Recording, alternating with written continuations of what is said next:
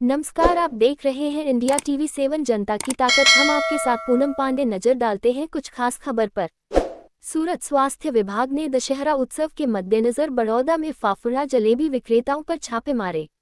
स्वास्थ्य विभाग ने सूरत में फाफड़ा जलेबी विक्रेताओं पर छापे मारे। दशहरे के लिए फाफड़ा जलेबी का महत्व। दशहरे पर लाखों टन फाफड़ा जलेबी ठीक हो जाती है। स्वास्थ्य टीम फाफड़ा और जलेबी के नमूने लेती है। सैंपल सील कर जांच प्रयोगशाला भेजा जाएगा। रिपोर्ट निगेटिव आने पर होगी सख्त कार्रवाई। सूरत से ब्यूरो रिपोर्ट। नवरात्रि बाद दशहरा पण बनावવામાં આવે છે। દશહરાએ લોકો એક પાણી પીવું તો ફેર બીજો મારો નથી।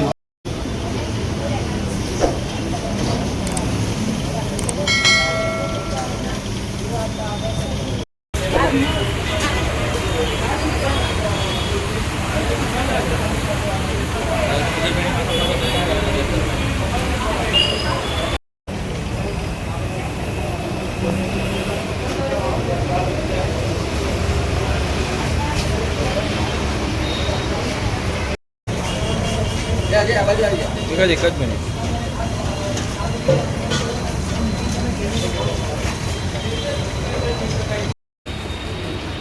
સંભાળ લેવામાં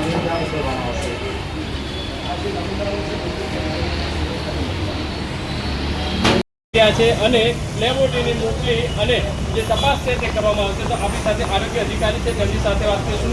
બેન, કઈ રીતની કાર્યવાહી, કઈ રીતના અલગ અલગ વિસ્તારમાં દરોડા?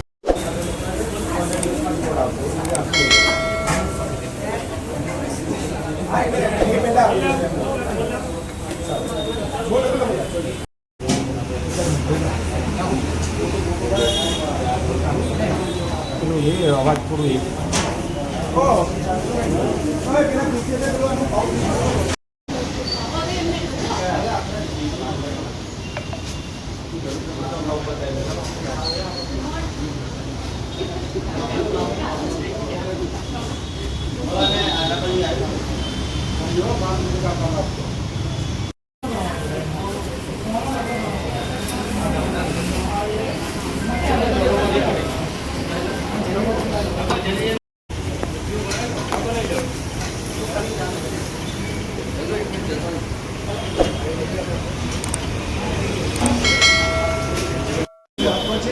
સમગ્ર શહેરમાં જેટલી પણ ફરસાણની દુકાનો છે ત્યાં ફાફડા અને જલેબી જે છે તે લાખો ટન ફાફડા જલેબી આરોગ્ય લેતા હોય છે। ત્યારે લોકોના સ્વાસ્થ્ય સાથે કોઈ પ્રકારના ફરસાણના વિક્રેતાઓ ચેડા ના કરી શકે તે માટે સુરત મહાનગરપાલિકાની આરોગ્યની ટીમ હરકતમાં આવી છે અને સુરતના 8 જુદા જુદા ઝોનમાં એક સાથે અત્યારે ફરસાણ વિક્રેતાઓને ત્યાં દરોડા કરવામાં આવી।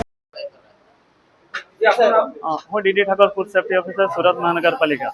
આગામી દશેરાના તહેવાર નિમિત્તે આરોગ્ય અધિકારી સાહેબ શ્રી અને ડેપ્યુટી કમિશનર હેલ્થ હોસ્પિટલ સાહેબ શ્રીની સૂચના અન્વયે સુરત મહાનગરપાલિકા વિસ્તારમાં આવેલ ફરસાણની દુકાનોમાં જે ફાફડા જલેબી વગેરે બનાવે છે તે સંસ્થાઓની તપાસ કરી સદર સંસ્થાઓમાંથી ફાફડા જલેબી પાપડી વગેરેના નમૂનાઓ લઈ પૃથક પબ્લિક હેલ્થ લેબોરેટરી મોકલવા અંગેની કામગીરી ચાલી રહી છે અને તેનો પૃથક અહેવાલ આવ્યાથી આગળની કાર્યવાહી કરવામાં આવશે।